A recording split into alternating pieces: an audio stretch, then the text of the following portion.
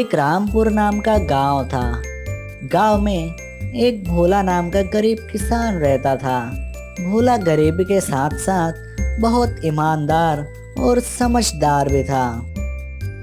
भोला के पास एक छोटा सा खेत था जिससे वह अपने घर का गुजारा चलाता था। छोटा सा खेत होने पर भी भोला अपने खेत में मन लगाकर काम करता था। इसके कारण भोला के खेत में ज्यादा अनाज उगा करते थे। भोला के खेत के बाजू में एक लालची किसान मोहनलाल का बड़ा सा खेत था।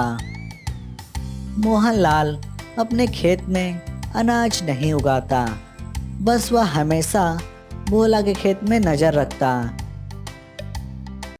एक दिन की बात है। अरे मोहनलाल भाई, आप अपने खेत में अनाज क्यों नहीं उगाते हो? मेरा खेत मेरी मर्जी, तुम्हारा क्या जा रहा है?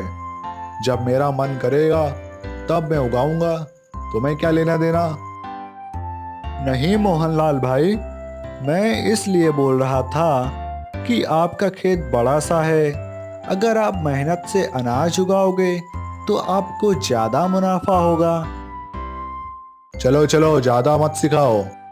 तुम जैसे गरीबों की नजर लग गई है मेरे खेत में, इसीलिए तो मेरे खेत में अनाज उगना बंद हो गया। नहीं मोहनलाल भाई, आप कभी अपने खेत में मन लगाकर काम ही नहीं किए हो तो अनाज कैसे उगेगा?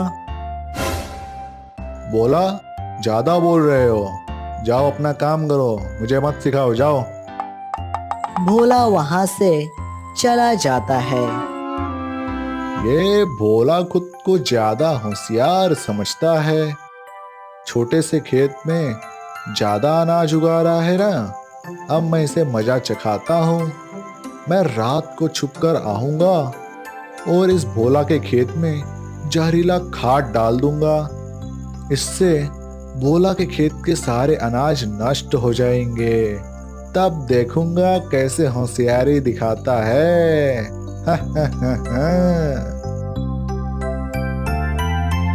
रात का समय हो जाता है। यही एक समय है, चलता हूँ।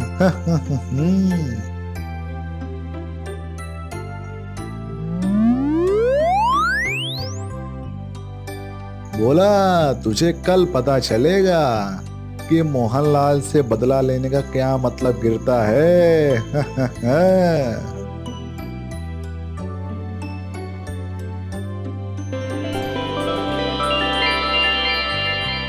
अरे वाह मूर्ख व्यक्ति, खुद का खेत तो संभाला नहीं जाता और दूसरे के मेहनत पर पानी फेरने का सोच रहा है। मैं भोला के खेत को वरदान देता हूँ कि जब भी भोला अनाज उगाने के लिए बीज बोएगा, उसका अनाज तुरंत ही उगकर बड़ा हो जाएगा और उसे फल देने लगेगा। यानी कि भोला का खेत जादुई बन जाएगा और तुझे तेरे कार्य का फल तुझे कल दिखेगा।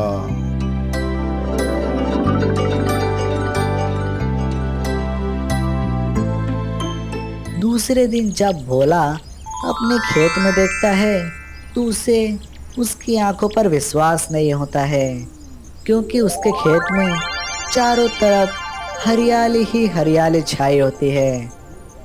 अरे वाह, मेरे खेत में अनाज इतनी जल्दी जल्दी उग गए। मैं जल्दी से इसे काटकर यहाँ नया बीज बो देता हूँ। यह सब देख मोहनलाल बिल्कुल चौंक जाता है। अरे ये सब क्या हो गया?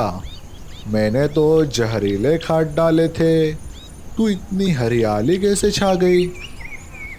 मोहनलाल मन ही मन चिंतित हो जाता है।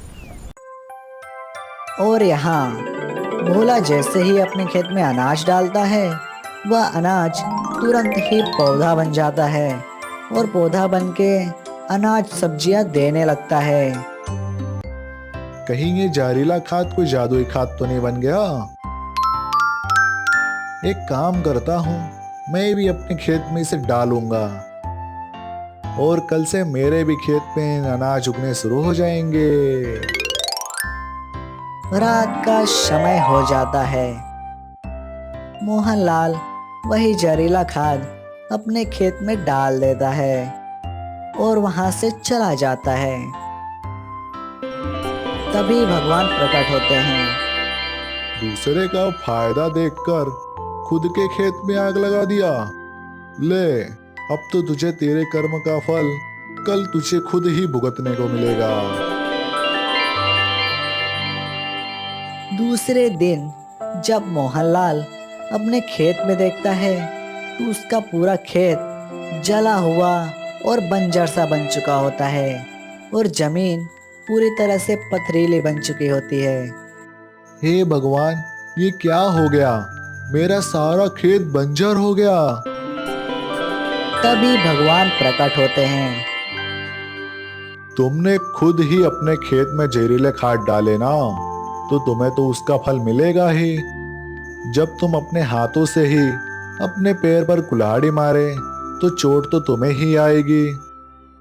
परंतु प्रभु, मैंने वही खाद भोला के खेत में डाला तो उसके खेत में नुकसान क्यों नहीं हुआ? जिसका कोई सहारा नहीं होता है उसका सहारा ईश्वर होता है।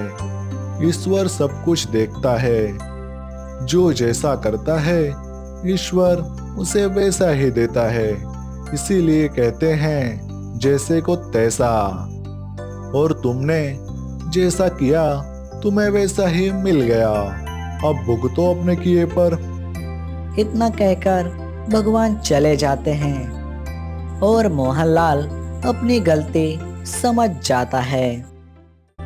इसलिए कहते हैं दोस्तों, जो जैसा करेगा उसे वैसा ही मिलेगा। मतलब जैसे को तैसा।